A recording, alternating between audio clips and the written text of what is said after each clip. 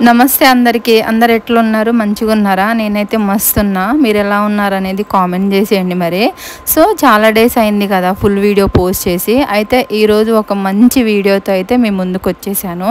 So video ఏంటా అని అనుకుంటున్నారా? ఆల్రెడీ చూసే ఉంటారు. స్టార్టింగ్లో చికెన్ ఫ్రై, అంటే నా స్టైల్లో నేను చికెన్ ఫ్రై ఎట్లా చేస్తాను అనేది మీతో షేర్ చేసుకోబోతున్నా ఇలాగా.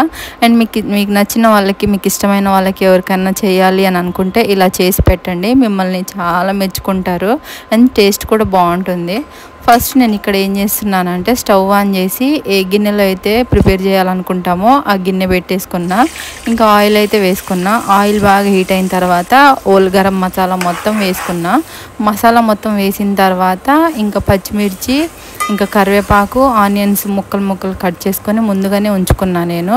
ఇంకా ఇవన్నీ ఫ్రై అయిన తర్వాత చిటికెడు పసుపు కూడా వేసి 5 మినిట్స్ దాకా మూత పెట్టేసుకొని ఉంచేసుకున్నా.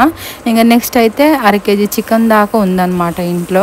ఇప్పుడు అంటే నిన్న సండే రోజు తెచ్చింది, కొంచెం ఉంచేసా ఎక్కువైందని చెప్పేసి. ఇంకా చికెన్ శుభ్రంగా వాష్ చేసుకొని ఇంకా ఉంచేసాను. చెప్పడం మర్చిపోయా, అల్లం వెల్లుల్లి పేస్ట్ కూడా వేసిన తర్వాత ఇంకా చికెన్ అయితే వేసుకుంటున్నా. చికెన్ వేసిన తర్వాత ఒక 5 మినిట్స్ ఉడికించుకోవాలి. ఉడికిన తర్వాత ఒక 2 టమాటా ముక్కలు కట్ చేసుకొని వేసుకోవాలి. ఎక్కువ వేయడం వల్ల కర్రీ లాగా అయిపోతుంది, ఫ్రై లాగా అవ్వదు.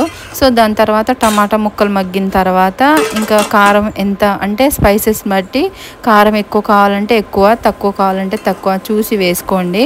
ఫైనల్గా కొత్తగా మ్యారేజ్ అయిన వాళ్ళకి, బ్యాచిలర్స్కి చాలా యూస్ఫుల్గా ఉంటుంది. ట్రై చేయండి మీరు కూడా.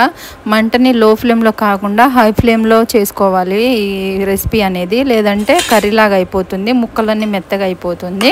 ఇంక ఇక్కడైతే ఇంకా ఫ్రై అయిపోయింది. ఇంకా చికెన్ మసాలా వేసి కొత్తిమీర కూడా గార్నిష్ చేసుకున్న తర్వాత స్టవ్ ఆఫ్ చేసుకొని ఇంకా వేడి అన్నంలో వేసుకొని తింటే చాలా బాగుంటుంది. ప్రెగ్నెన్సీతో ఉన్న వాళ్ళు ఈ వీడియో చూస్తే ఖచ్చితంగా క్రేవింగ్స్ వస్తాయి.